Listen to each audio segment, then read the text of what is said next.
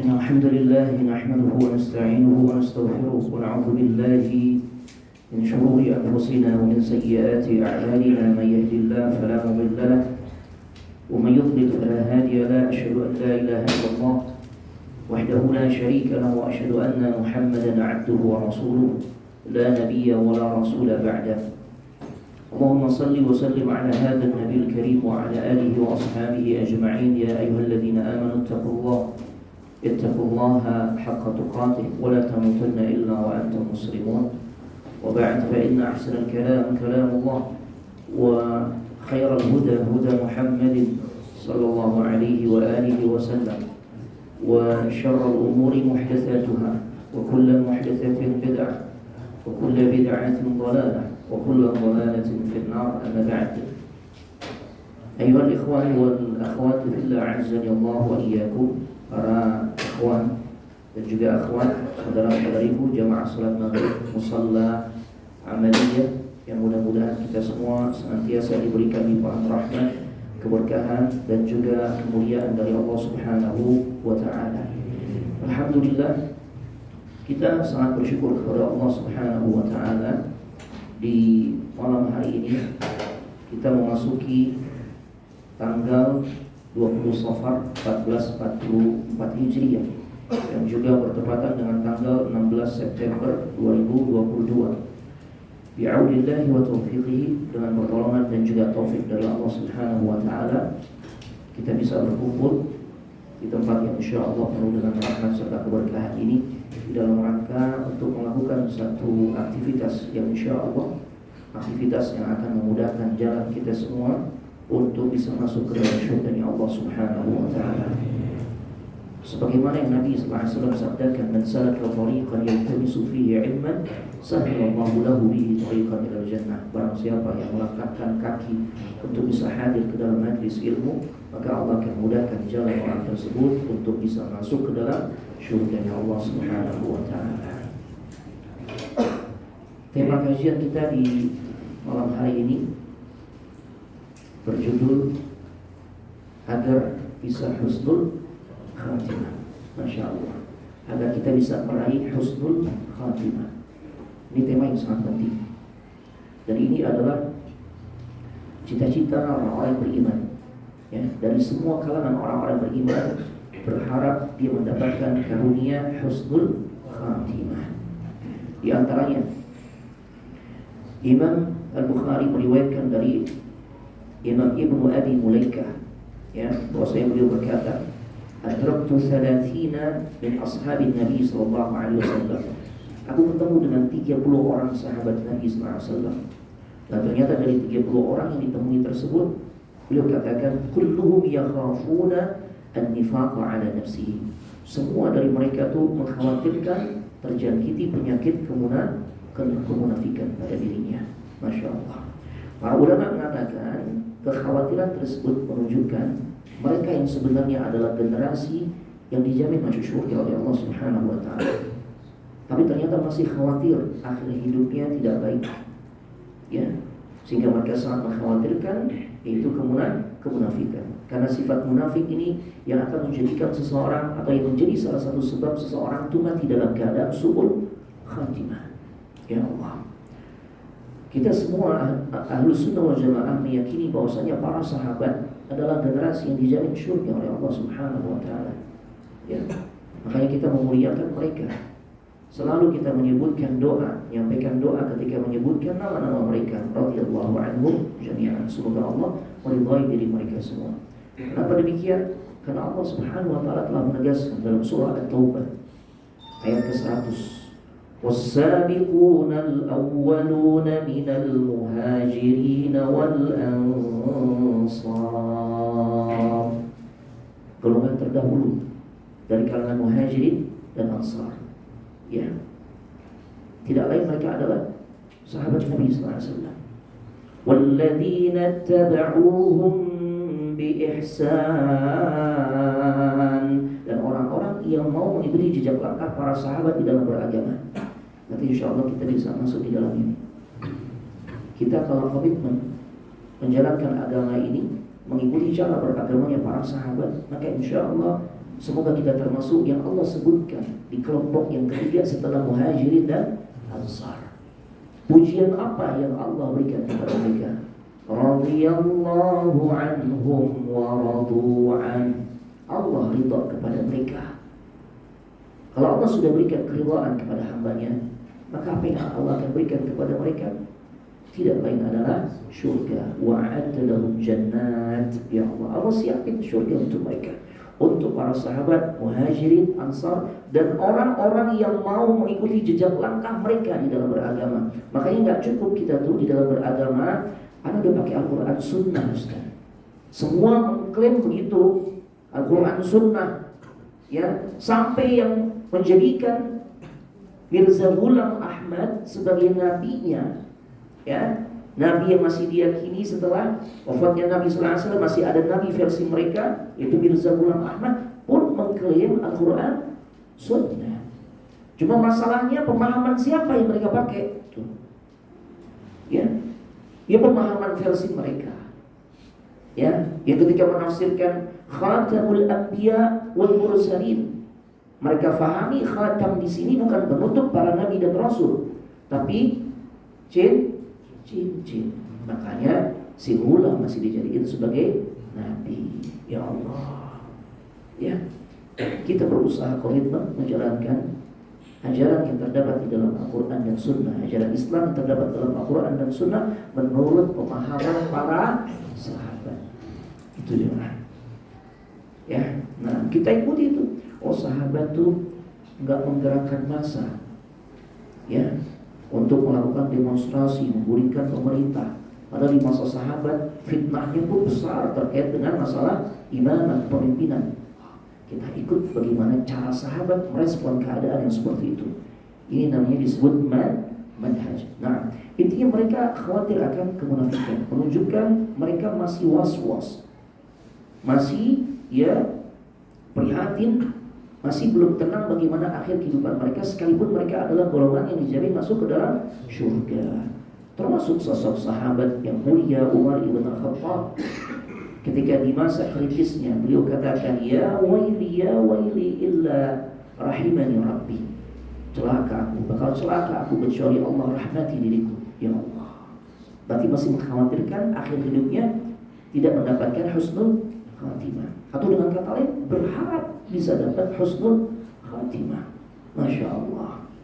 Begitu pula sosok manusia-manusia termulia.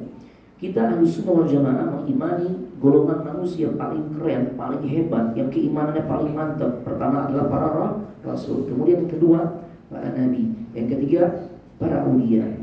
Nah, para nabi, Masya Allah, ini golongan terbaik ya. Di antaranya adalah nabi yang mendapatkan setengah kedatangan laki-laki di dunia. Masya Allah, terkumpul pada diri beliau. Entah kita seperberapanya, tak tahu ya. Ya Allah, ini setengah kedatangan semua laki-laki terganteng di dunia terkumpul pada diri beliau. Siapa beliau? Nabi Yusuf alaihissalam. Masya Allah. Ternyata beliau pun masih khawatir, cuman. Ya, kalau kita dapati bagaimana untayan doa beliau khawatir jikalau mati dalam keadaan su'ul khatimah. Beliau mengatakan, tawaffani muslimah wa alhiqni bis salihin. Wafatkan aku dalam keadaan muslim, berserah diri, dan golongkan aku termasuk bagian dari orang-orang saleh. Masya Allah. Ya, itu doanya siapa? Nabi Yusuf alaihissalam. Itu ada di dalam surah Yusuf ayat 101. Ya, di ujung ayat tersebut beliau berkata, tawaffani muslimah wa alhiqni bis salihin. Makanya di antara doa kita minta husnul khatimah kepada Allah, lafaznya kayak begini. Ya Allah, tawaffani muslimah wa alhiqni bis salihin. Masya Allah. Padahal udah jalan surga ya, udah jalan surga kan Nabi. Ujamin, ya Allah, masih deg-degan, masih khawatir jika akhir hidupnya tidak dalam keadaan mendapatkan husnul khatimah. Apalagi kita. Ada di antara kita yang sudah dapat broadcast, dijamin surga gitu, sekapling buat kita itu. Kita kan cuma bisa berharap. Udah gitu harapnya pakai cemas nih. Ya Allah, subhanallah. Subhanallah Nabi. Berarti kita sangat butuh, ya, kita sangat terobsesi untuk bisa dikaruniakan oleh Allah husnul khatimah. Seharusnya seperti itu. Kemudian Bapak Ibu jamaah sekalian semoga dimuliakan oleh Allah Subhanahu wa taala. Begitu pula Allah Subhanahu wa taala pun berpesan kepada kita semua.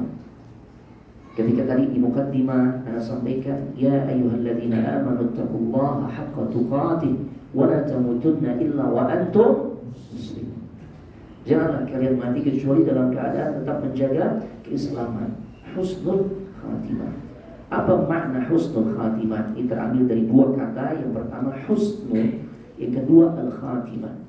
Husnu bacanya harus benar, pakai ha, ya, bil ha, laisa bil kha, bukan dengan kha. Karena sering tuh anak dengar, ya Allah, mudah-mudahan husnul khatimah ya, atau masjid husnul kaha. Itu kebalikannya artinya. Kalau husnul khatimah, husnu baik, bagus, ya. Tapi kalau husnu pakai kha, jelek, buruk. Ya. Makanya pentingnya belajar Al-Quran itu begitu. Ya, Masya Allah. Sama nikmat dengan nikmat.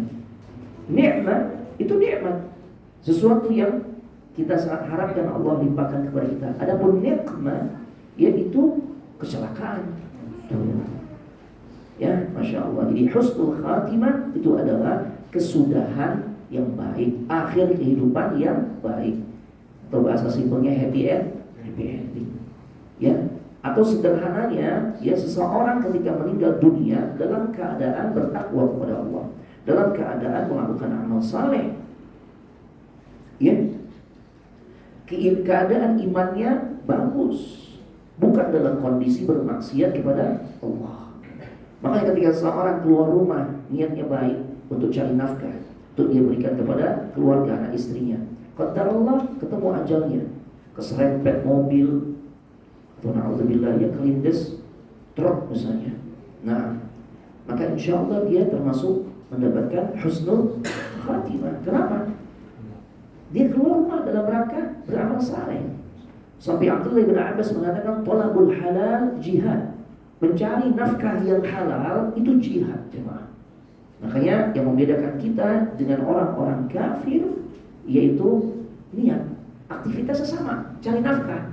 Cuma yang membedakan antara amal kita di hadapan Allah dengan amal mereka, yang zahirnya sama, niatnya.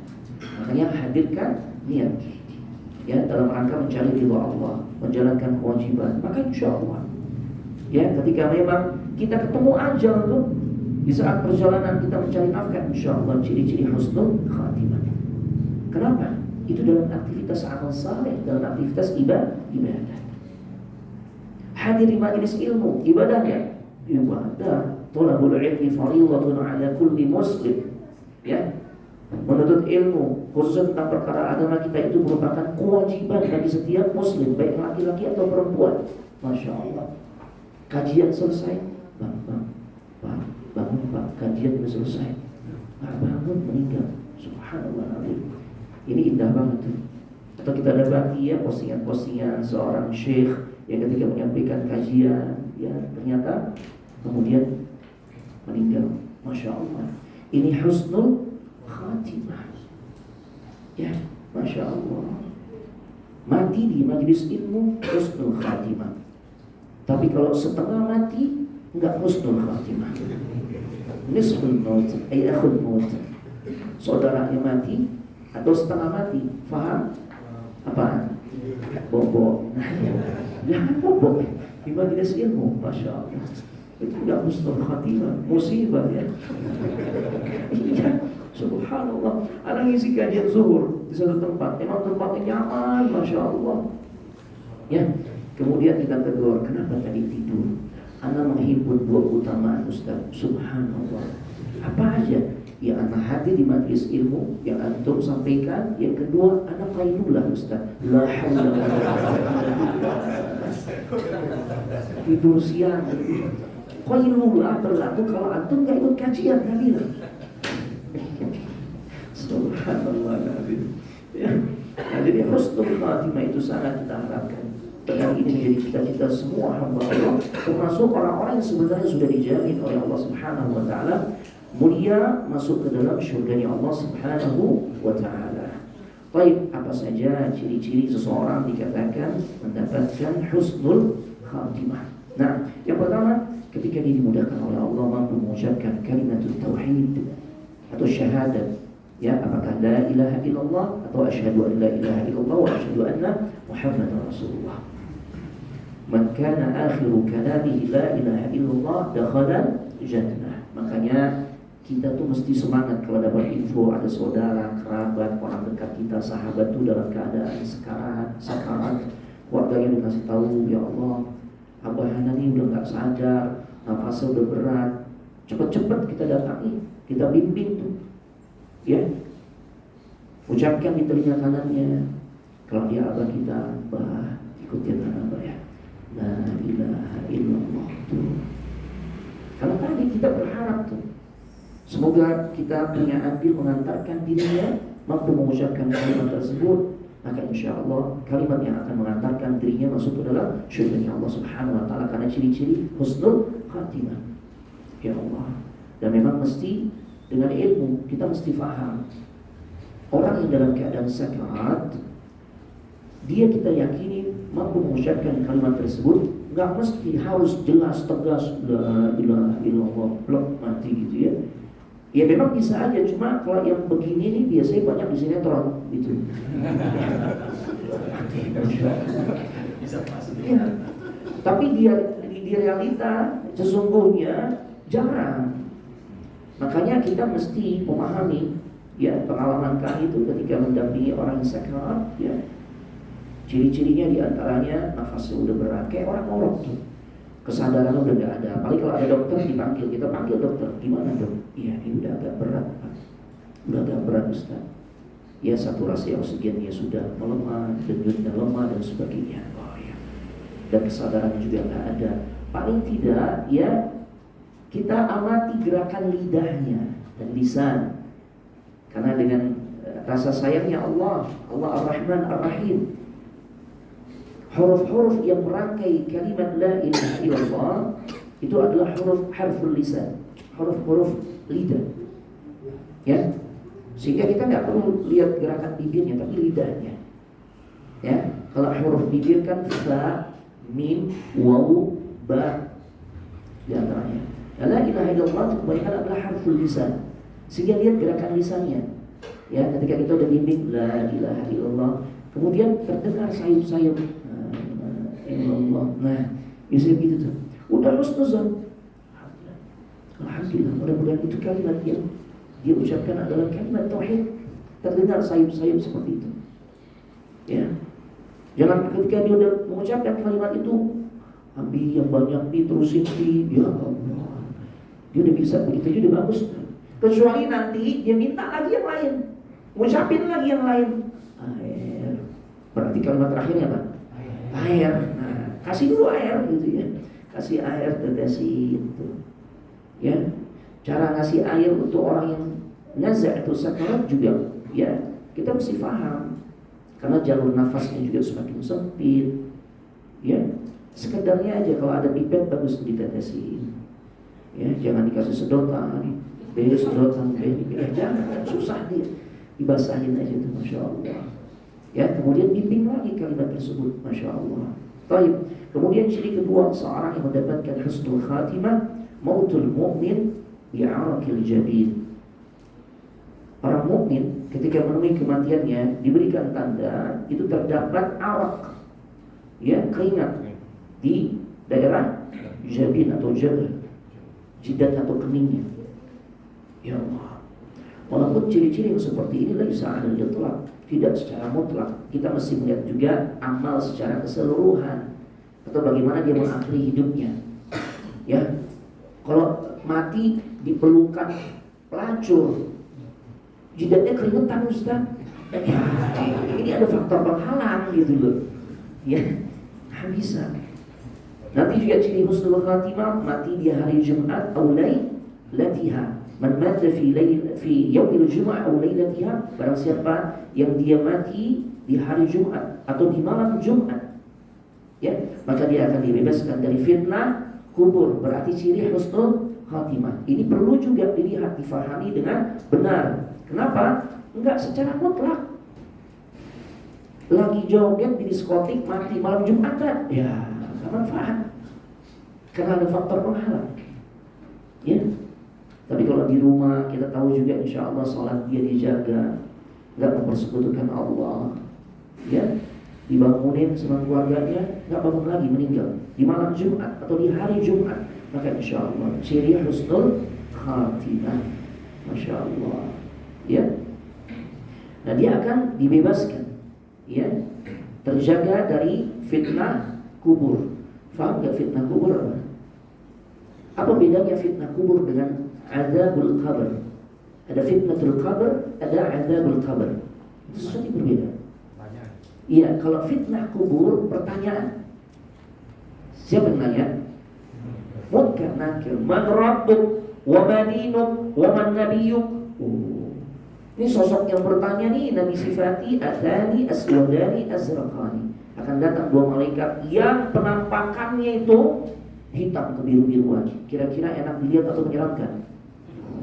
Ya Allah, hitam kebiru-biruan, nanyanya juga keras. Ya Allah, ya. Nah orang yang mati di hari Jumat atau malam Jumat terbebaskan, terjaga dari fitnah kubur, nggak ditanya tuh. Sebagaimana orang-orang yang mati di medan jihad, ya, orang-orang yang mati syahid, benar-benar syahid, bukan sangit, ya. Iya, yang sekarang banyak tuh sangit, lagi ya, dia meledakkan diri, ya, melakukan aksi bom bunuh diri. Banyak orang-orang yang nggak bersalah, kafir-kafir yang dia bunuh, ada pun banyak kafir, itu kan bukan kafir yang memang diperbolehkan untuk diperangi. Dari 4 golongan jenis kafir, cuma 1 tuh yang boleh diperangi. Sisanya yang 3, mu'ahad, musta'man, zimmi, dilarang oleh Nabi, bahkan dengan keras. Nabi SAW mengatakan, lam yarih raihatal jannah. Yang menyakiti salah satu di antara 3 kafir yang tadi itu yang dilindungi, apakah mu'ahad, zimmi, musta'man, ya, maka enggak mencium surga. Ya Allah, ya. Cuma harbi doang tuh yang diperbolehkan. Itu pun kalau jelas mereka mengusir, mendzalimi, membunuhi kaum muslimin, mengusir dari negerinya. Lah kalau yang di kita, ya, kemudian dianggap dipersamakan halal darahnya, ini konsep dari mana nih? Ajaran dari mana? Subhanallahirrahmanirrahim. Ya, taib. Nah kalau yang benar-benar mati syahid, cukuplah kilauan ujung mata pedang musuh menjadi ujian bagi dirinya. Masya Allah, sehingga dia akan menghadapi fitnah kubur. Masya Allah. Kemudian Bapak Ibu jemaah sekalian semoga dimuliakan oleh Allah Subhanahu wa Ta'ala. Khusus bagi wanita, dia meninggal di saat dalam kondisi nifas atau dalam keadaan sedang hamil. Ya, makanya luar biasa keutamaan kaum wanita. Di antaranya Allah berikan fasilitas masuk surga ketika ya perjuangan mereka melahirkan anaknya menjadikan sebab mereka ketemu ajalnya, mendapatkan kesyahidan. Allahu Akbar. Ya, ini dia Pak, di antara metode kalau istri antum ya baru punya anak pertama, ini anak udah lepas masa menyusui. Biasanya antum kan, mah kapan nih kita program nambah lagi, kan gitu ya. Nah, biasanya ibu-ibu kaum hawa itu suka nolak tuh. Enak aja ente bang, ya, yang capek siapa, ya, yang idam siapa, terus apalagi itu. Banyak perjuangan yang dibaca itu disampaikan itu, masya Allah. Ya kita maklumin, karena memang bukan sesuatu yang mudah. Ya, hidup mati, benar-benar hidup mati itu. Ya Allah, makanya kasih motivasi di antaranya sampaikan hadis ini. Ya, sampaikan riwayat ini. Masya Allah, yang Nabi SAW mengatakan wal mar'atu, seorang wanita yaqtuluha waladuha jama'a'u syahadah, dan wanita yang dibunuh, maksud dibunuh ya dia mati dalam keadaan dengan sebab saat melahirkan anaknya, ya, melahirkan anak, dia masuk golongan syuhada atau orang yang mati syahid. Yajurruha waladuha bisawarihi ila jannah, dan anak itu akan menariknya dengan tali pusarnya nanti ke dalam surganya Allah Subhanahu wa taala. Ya Allah. Ini pula hadis yang menjadikan istri anak pun akhirnya berubah pandangan. Ya. Dulu awal-awal masih baru punya anak satu, ada tanya kapan kita program tambah lagi. Ya sama komentarnya sebagaimana wanita-wanita pada umumnya. Ya. Tapi begitu paham tentang hadis ini, oh masya Allah. Ya, masya Allah. Ya. Sekarang alhamdulillah baru 5. Doa yang biar nambah ya. Ibu-ibu biasanya kalau disampaikan gini ngos-ngosan, ya Ustaz emang mau berapa gitu. Ya, masya Allah, ini luar biasa. Mati syahid mereka. Ya. Kemudian ada sampaikan karena waktu kita singkat ya. Sekarang tips-tips untuk mendapatkan husnul khatimah. Tadi berkaitan dengan masalah tanda-tandanya, walaupun banyak sekali tanda-tanda yang dimana Allah Subhanahu wa taala menunjukkan orang tersebut dapat husnul khatimah. Sekarang yang gak kalah pentingnya yang perlu kita ilmui, bagaimana kiat untuk mendapatkan husnul khatimah. Yang pertama, tauhidkan Allah dan istiqamah di atas tauhid. Itu penting. Ya, dalilnya di antara surah Fussilat ayat 30. Innal ladzina qalu rabbuna Allah tsumma istaqamu. Sesungguhnya orang-orang yang berkata, Rabb kami hanyalah Allah. Ya. Kemudian dia istiqamah dengan keimanannya. Dia sudah mentauhidkan Allah, dia jaga tuh tauhidnya, dia jaga keimanan kepada Allah. Berarti istiqamah. Ya. Karena kita tidak mau tuh sebagaimana orang-orang yang Allah jadikan sebagai contoh yang buruk, yang awalnya berkilau keimanannya karena sangat dekat hubungannya dengan Nabi SAW. Dia orang sehari-hari interaksinya sama Nabi. Bahkan dijelaskan oleh Al-Imam oleh Syekh Al-A'dhimi di dalam Al-Lu'lu' wal Maknun, ya, kitab Sirah An-Nabawiyah di jilid yang keempat, ya, dan memang kitab ini belum diterjemahkan dalam bahasa Indonesia. Nah, di situ dijelaskan ada seorang yang dulunya dipercaya bahwa katibul wahyi. Nabi kalau dapat wahyu, di antara orang yang dipercaya untuk menulis wahyu tersebut, dia orang ini. Namanya Abdullah ibn Abi Sarh. Ya Allah. Ya. Tapi kemudian fa'azallahu syaitan fartadda wa lahiqa bil kafir ay bil kuffar. Syaitan berhasil menggelincirkan dirinya sampai kemudian dia murtad. Ya Allah. Sampai matinya.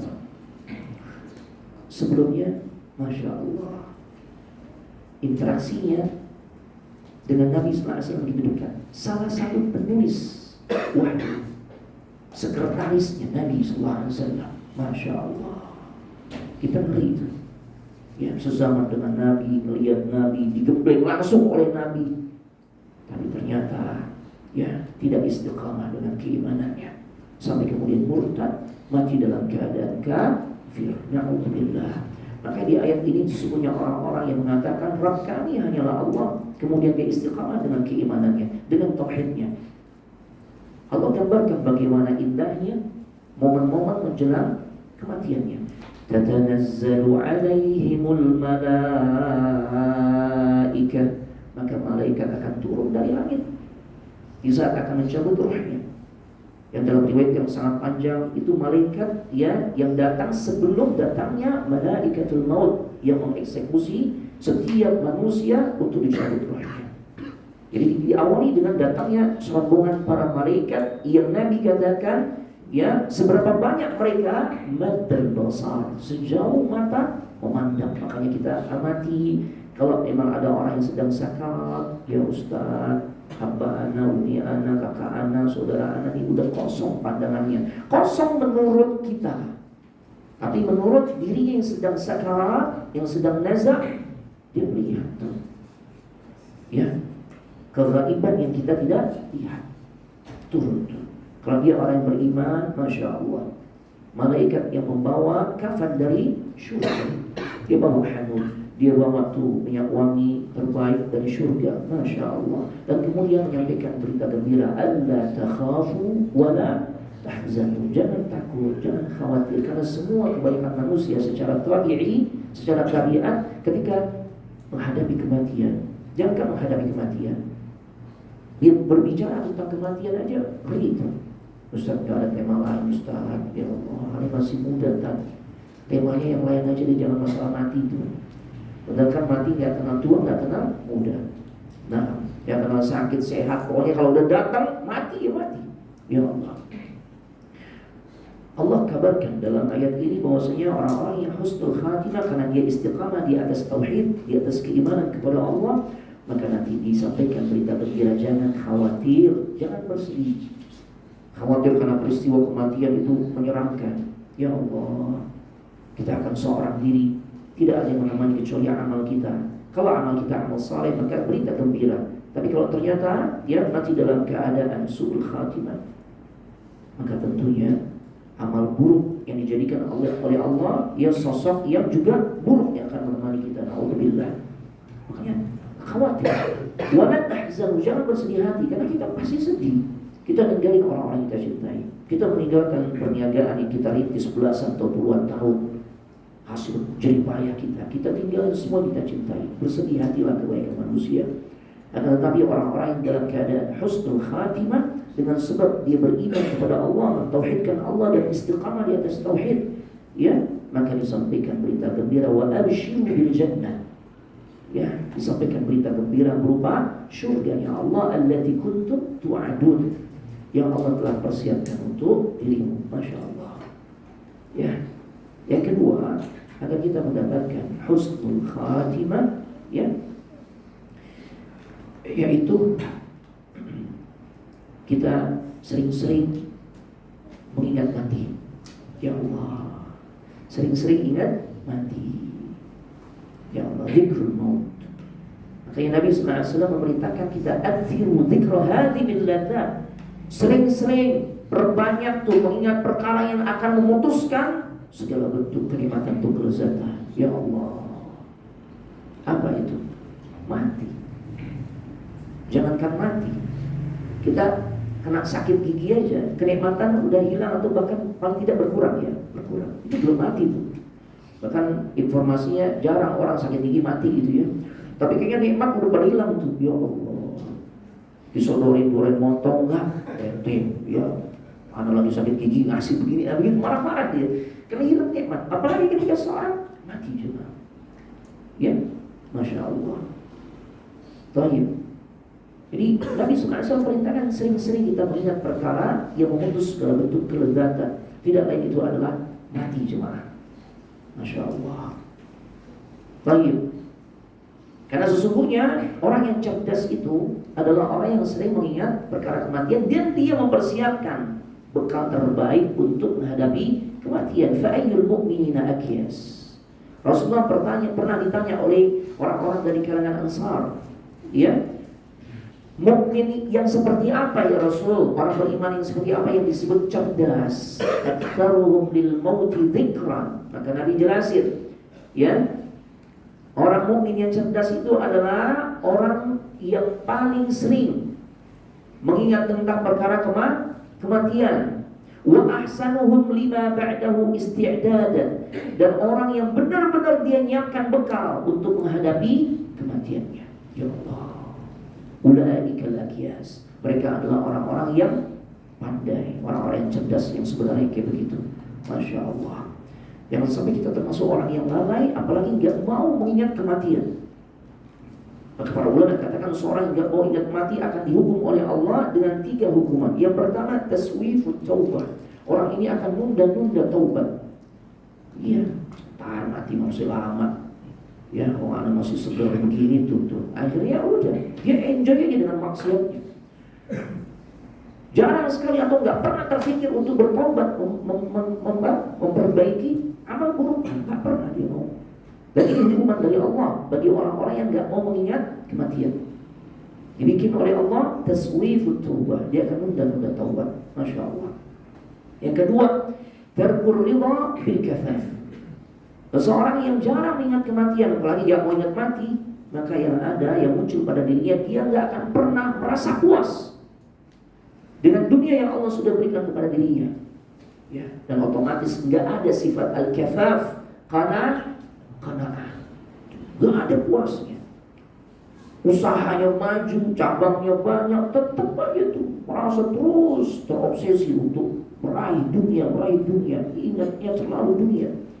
Ya nggak pernah tuh dia ingat tentang perkara kematian. Alhamdulillah. Dan dia tidak pernah merasa puas, ya Allah. Ya, dia nggak akan pernah merasa puas. Ya Allah, sekalipun aset dunianya sudah Allah berikan begitu melimpah, nggak ada rasa syukurnya kepada Allah. Ya, makanya istri kita tuh ya diajar, dibimbing, diarahkan untuk ikut pengajian, mendengarkan tema-tema tentang kematian, agar muncul sifat qanaah, sehingga berapapun yang dihasilkan oleh sang suami yang bisa dia bawa pulang tuh untuk istri dan anak-anaknya, dia terima. Sekalipun cuma bisa 17 juta, istri terima. Benar gak, Bu? Ya. Nggak usah ditanya, sudah 17 juta sih. Walaupun UMR gitu ya, Masya Allah. Iya, terima, Masya Allah. Kenapa? Ya karena itu ada sifat qanaah. Baik, karena hidup tidaklah selamanya. Ya, adapun kita punya harta yang itu melimpah, wallahi, demi Allah nggak akan dibawa kecuali memang kita infakkan di jalan Allah. Itu harta kita yang sebenarnya. Adapun yang di tabungan kita, tanah yang lebar, yang sifatnya untuk pribadi, maka nantinya tidak akan dibawa kecuali hanya sebatas untuk dibagi-bagi kepada ahli waris. Tapi kita donasikan di pintu-pintu kebaikan, bangun masjid, Masya Allah, musola kayak begini, luar biasa. Ya, kemudian menyantuni orang-orang fakir miskin, ya, serta pintu-pintu kebaikan lainnya, maka itulah sesungguhnya harta yang akan kita bawa. Masya Allah. Yang terakhir, hukuman yang Allah berikan kepada orang yang tidak mau ingat mati atau jarang ingat mati, yaitu at-takasur fil ibadah. Orang ini akan dijadikan malas untuk beribadah. Tuh. Makanya di antara tips untuk bisa semangat ibadah, termasuk juga agar kita bisa khusyuk dalam sholat, yaitu ingat mati. Ustaz, gimana Ustaz? Apa cara yang paling efektif di antara cara-cara yang begitu banyak agar kita bisa khusyuk dalam sholat? Ingat mati, Nabi katakan. Ya, resapi bahwasanya sholat yang kita mau kerjakan itu sholat terakhir kita. Ya, kesempatan terakhir kita untuk sholat. Ini pasti kita akan melakukan sesuatu yang terbaik karena tidak ada kesempatan lain setelah itu. Hadirkan perasaan seperti itu. Ya, sehingga pada akhirnya kita akan berusaha menampilkan ibadah yang paling baik. Tapi kalau orang pengen mati, udah salah. Besok juga masih ketemu sholat tuh begitu. Ya Allah. Ya. Terlebih jemaah rahimahullah ya, kita di zaman ya, di masa sekarang ini kita berada di zaman yang banyak menjadikan diri kita ini berbagai macam sarana yang membuat diri kita lalai dari kematian. Benar kan? Ya, kesibukan dunia, tontonan di media sosial, ya Allah, itu menjauhkan kita ya, melalaikan kita dari ingat mati ya. Iya, ya Allah. Makanya hati-hati, semua bakal dihisab, semua akan diperhitungkan oleh Allah Subhanahu wa taala. Apa yang kita tonton tuh. Kalau kita tonton yang bikin ketawa mulu, ya Allah, hati-hati jemaah. Itu yang akan mematikan hati kita. Sehingga pada akhirnya kalau orang hatinya sudah mati, dia enggak semangat untuk beribadah.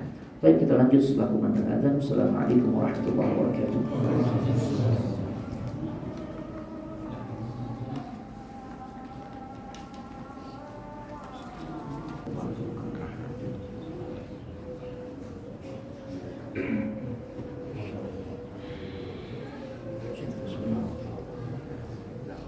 Assalamualaikum warahmatullahi wabarakatuh. Bismillah, alhamdulillah, salatu wassalamu ala rasulillah wa ba'd. Oleh karenanya, agar kita tuh dimudahkan untuk bisa sering mengingat tentang perkara kematian, Nabi menganjurkan kita untuk berziarah kubur. Tazur kubur fa innaha tudzakkirul maut. Maka berziarah kubur, karena sesungguhnya ya, aktivitas kita berziarah kubur itu akan mengingatkan diri kita akan perkara kematian. Ya, tapi ingat, mesti kita fahami adab-adabnya. Masuk ke kuburan jika memang tuh area kuburannya bersih, ya, kita tak khawatir ada benda-benda tajam, maka lepas sendal. Ya, kemudian mengucapkan salam untuk para penghuni kubur. Assalamualaikum ahli minal mu'minina wal muslimin wa ana insyaallah bikum lahiqun. Masyaallah. sampaikan doa kepada mereka. Maka insya Allah ziarah yang seperti ini akan memiliki manfaat yang besar. Di antaranya mengingatkan tentang perkara kematian. Bukan sebagaimana ziarah yang disalahgunakan oleh sebagian kalangan saudara-saudara kita kaum muslimin, yang justru bukan menjadikan mereka melakukan ibadah dalam bentuk mengingat mati, tapi justru melakukan kesyirikan. Alhamdulillah. Baik. Ya. Kemudian perkara berikutnya untuk bisa mendapatkan husnul khatimah, dan ini termasuk yang sangat-sangat bermanfaat, ya, yaitu ta'jilut taubat, segera bertaubat. Taubat inilah yang menjadikan kita ini menghancurkan misi syaitan, ya, di mana mereka berusaha sampai detik-detik terakhir kehidupan kita nih agar kita mati dalam keadaan su'ul khatimah sehingga menjadi pengikut mereka masuk ke dalam neraka.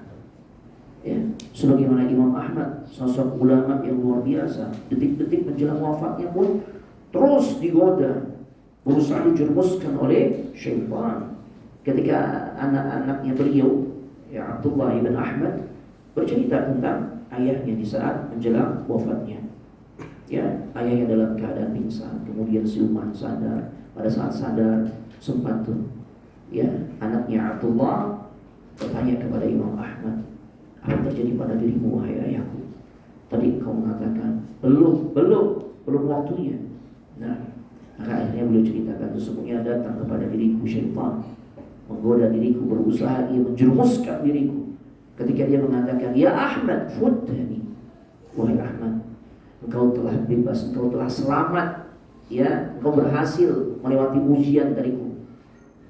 Ya, kata Imam Ahmad, belum saatnya. Ya, ternyata syaitan berusaha menggelincirkan Imam Ahmad di detik-detik terakhir kehidupannya agar terjangkiti penyakit apa? Ujub. Terpukau dengan dirinya, berhasil selamat dari godaan syaitan. Makanya beliau katakan, belum. Pada syaitan katakan, fuddani, engkau sudah selamat, engkau sudah lulus ujian dari diriku. Ya, nah, Imam Ahmad orang berilmu, orang saleh, orang yang Allah jaga tentunya. Maka dia mengatakan tidak, belum. Masya Allah. Baik.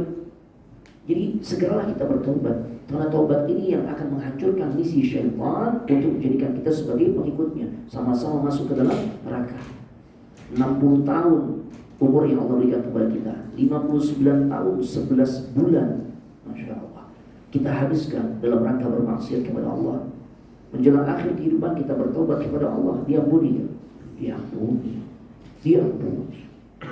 Ya, makanya kalau orang benar-benar bertaubat, Masya Allah, maka ini peluang besar orang ini akan mendapatkan husnul khatimah. Wasari'u ila maghfiratin min rabbikum wa jannatin 'arduha as-samawati wal ardu 'iddat lil muttaqin.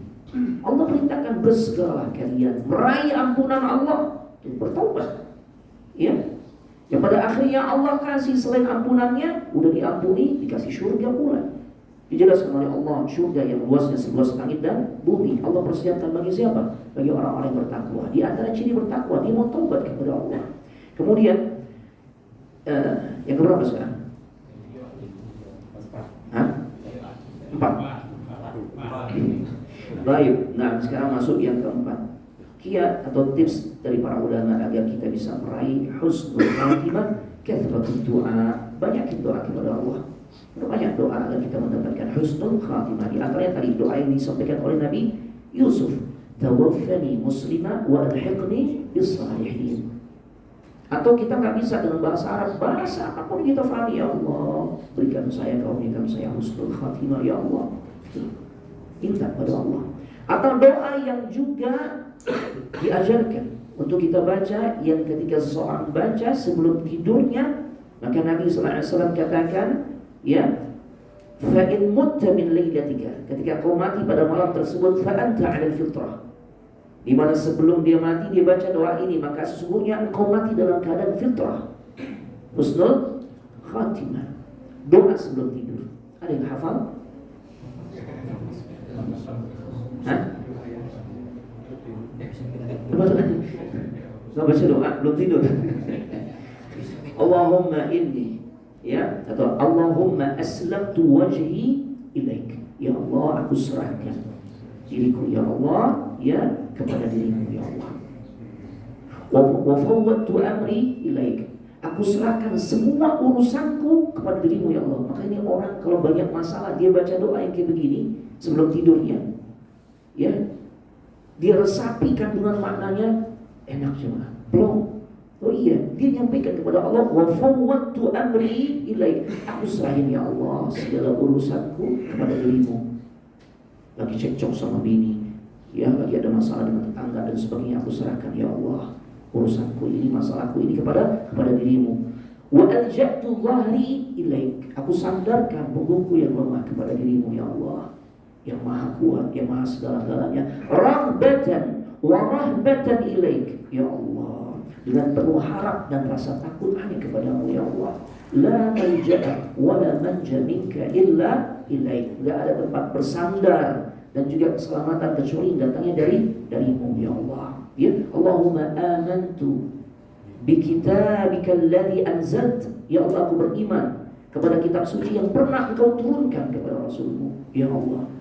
Wa bi nabiyyika alladhi arsalta. Aku beriman kepada Rasulmu, nabimu yang pernah Engkau utus. Maka Nabi katakan, fa in mutta fi lailatika, jika kau mati di malam tersebut, ya, yang sebelumnya mengucapkan doa itu, fa anta 'alal fitrah, maka sesungguhnya kau mati dalam keadaan fitrah. Maka kemudian Nabi katakan, waja'alhunna akhirah ma tatakallamu bihi, maka jadikanlah kalimat itu kalimat terakhir yang kau ucapkan sebelum tidur. Ya, selain bismillahirrahmanirrahim amutu wa ahya itu minimalis. Nah, tambahin ini, jangan terus aja mau nambah juga, tambahin. Doanya juga tambah ya. Insyaallah semoga Allah karuniakan husnul khatimah. Ini bisa Anda sampaikan, ya, mudah-mudahan manfaat. Insyaallah lain kesempatan kita bisa berbagi ilmu lagi. Semoga Allah karuniakan kepada kita semua husnul khatimah. Allahumma inna nas'aluka husnul khatimah wa na'udzu bika min su'il khatimah. Subhanakallahumma wa bihamdik, asyhadu an la ilaha illa anta, astaghfiruka wa atubu ilaik. Assalamualaikum warahmatullahi wabarakatuh. Waalaikumsalam warahmatullahi wabarakatuh.